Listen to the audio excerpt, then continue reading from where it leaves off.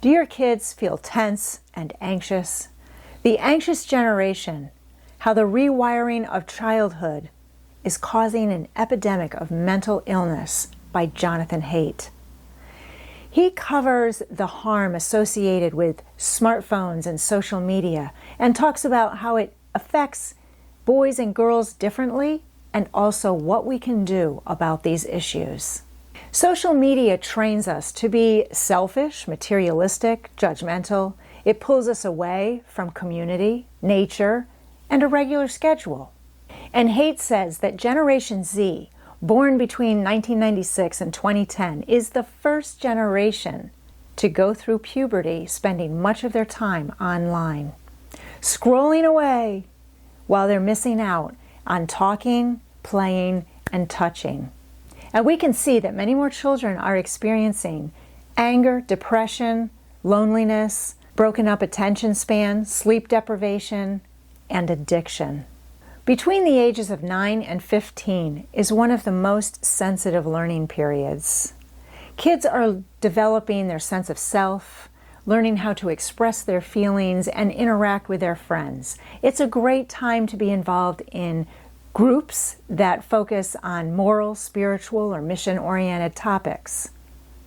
Haidt says the pubescent brain is more vulnerable to chronic stress, fear, conflict, exclusion. When children are involved in face-to-face social groups and they make a mistake, they can admit it, apologize, be forgiven, and time moves on. But when these children make mistakes online, sometimes it lasts for years. They're intensely criticized, leading to public shaming and loss of status. What has changed? Social networking was fabulous. You could get in touch with old friends who you hadn't seen in a long time. But then it turned to social media, and it became big business. We had likes, retweets, algorithmically based news feeds, high-speed internet, and front-facing cameras. And it isn't stopping. Facebook and these other companies are trying to maximize the time that you spend online. For your benefit? No way. They are trying to extract as much information from you as possible and sell it to the advertisers, who are their customers. Currently, they are trying to see how they can get 4-year-olds to spend more time online. Social media, pornography, and video games are highly addictive products, and these products affect girls and boys differently. Girls are more affected by visual social comparisons and judgments. They're also more vulnerable to predation and harassment. Cyberbullying among girls has increased. Girls tend to gossip more. They may turn friends against other friends, and they damage reputations. And these girls have their phones with them 24/7, in the bathroom, in the bedroom, everywhere. And they're spending 40 to 50 hours a week engaged with a screen. Boys thrive when they are in stable groups with reliable friends, facing risks like sports teams. They have a lot of eye contact, they build their confidence, and they're developing independence. But Generation Z boys are not gaining these physical and social experiences, and it's affecting their ability to put down roots in the community. In the 1990s, when pornography hit the internet, boys were gravitating toward pornography rather than risk the dating world. And by 2014, 24% of boys thought real girls were less attractive than the virtual ones.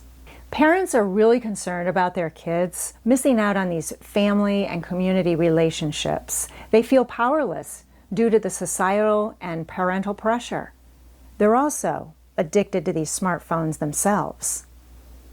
Haidt covers a lot of research and information in his book, and he has several different reforms. I'm only going to touch on a couple of them.